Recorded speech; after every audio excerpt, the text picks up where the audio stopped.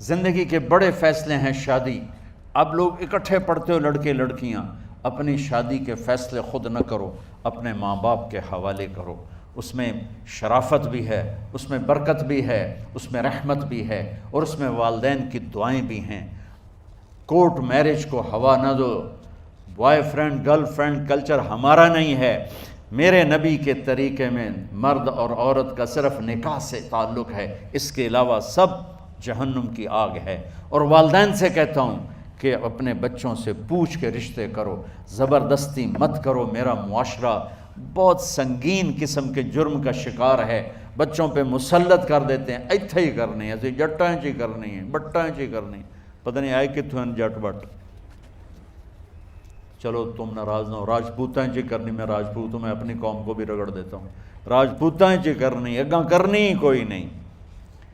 یہ ظلم و ستم اولاد پہ مت کرو. اپنی بچی سے پوچھو، اگر بیٹی ہاں کرے تو پھر قدم اٹھاؤ. اگر بیٹی کہہ دے میں نہیں کرنا چاہتی تو وہ نافرمان نہیں ہے. اللہ کے واسطے میری سنو، صرف تم نہیں سن رہے ہو، اس کیمرے سے لاکھوں کروڑوں لوگ سن رہے ہیں.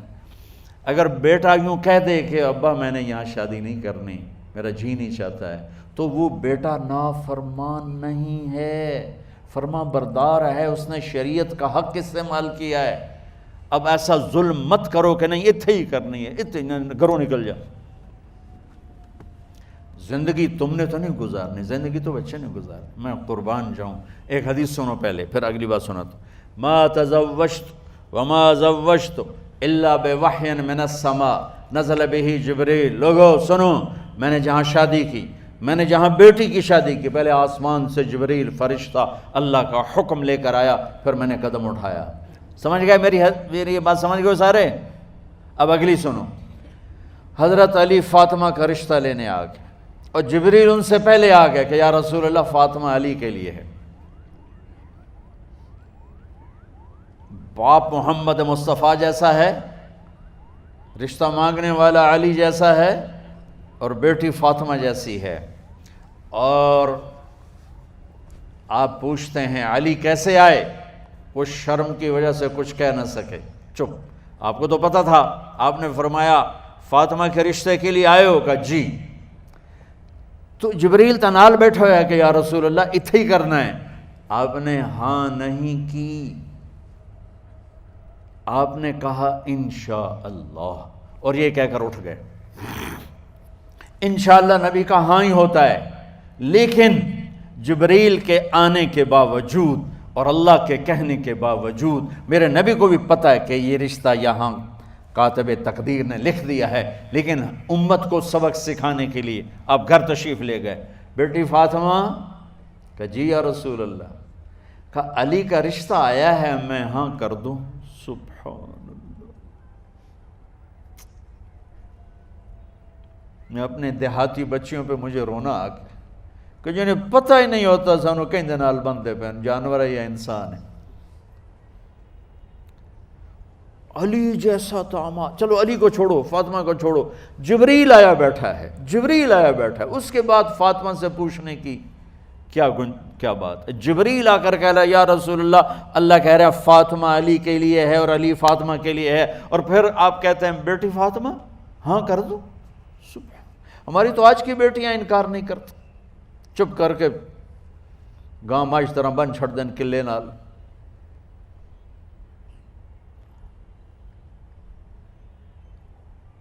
کوئی ان کے اندر کے جذبات کو سننے والا کوئی نہیں ہوتا. اپنی انانیت پر یہ فیصلے کرتے ہیں، اور میرا نبی کہہ رہا بیٹی ہاں کر دو. سبحان اللہ. آپ کا کیا خیال ہے، فاطمہ نے انکار کرنا تھا؟ یہ تو یہ بیٹیاں نہیں انکار کرتی تو فاطمہ نے کہاں کرنا تھا؟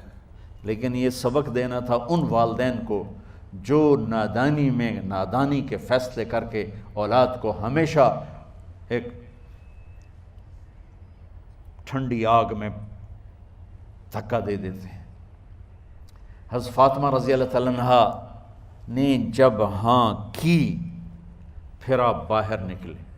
اچھا مزے کا واقعہ ہو، حضرت علی اٹھ کے باہر نکلے تو صحابہ باہر کھڑے انتظار کر رہے تھے کہ کیا ہوا.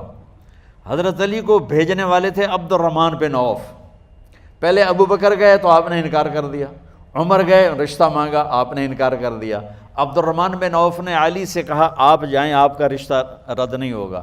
کہنے لگے میرا تو ذاتی گھر بھی کوئی نہیں، مجھے کہاں سے رشتہ ملے گا، میں تو بالکل غریب ہوں۔ کہا نہیں تم جاؤ۔ تو واپس آتے انہوں نے عبد الرحمن بن عوف پہ چڑھائی کر دی، وہ کیا ہے نا تو میں نو گلے آئی، انکار ہو گیا۔